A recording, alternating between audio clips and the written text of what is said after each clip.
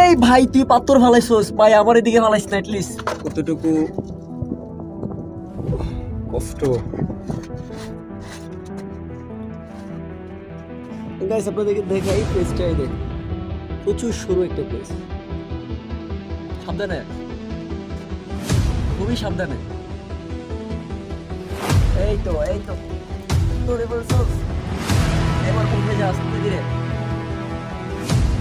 Hello guys, আজকে আমরা আপনাদের মাঝে এলাম নতুন একটি ভিডিও নিয়ে।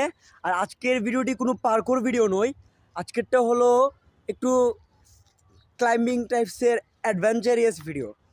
তো আশা করি আপনাদের থেকে ভালো লাগবে, কারণ আমরা এই যে প্লেসটি আছে, এই যে প্লেস, একটু ভালো করে দেখুন গাইস। এই প্লেসটাতে আমরা একদম ওই টপে উঠবো আমরা।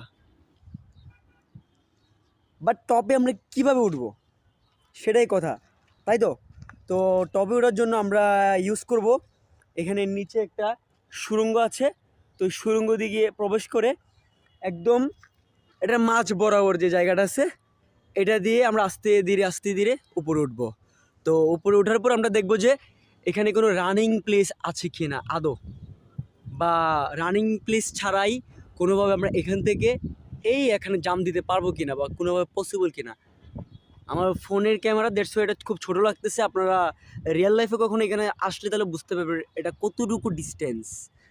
তো হোয়াট এভার, প্রথমে মিনাজ উঠবে উপরে, ওঠার পর দেন সে আমাকে ডিরেকশন দিলে বা সেখানের অবস্থা জানালে দেন আমি উপরে উঠবো। আর গাইস, এখন মিনাজ ফার্স্টে ট্রাই করবে এখানে ওঠার, এই চিপাটা দিয়ে উপরে ওঠার। তো দেখি আসলে উঠা যায় কিনা উপরে।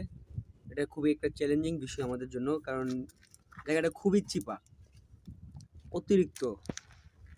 তো লেটস সি।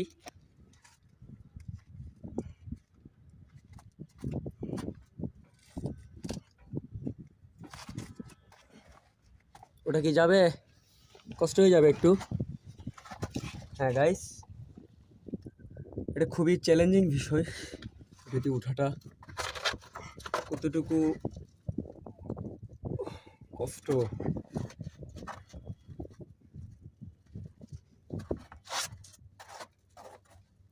সব ধুলাবালি চোখে এসে পড়ছে।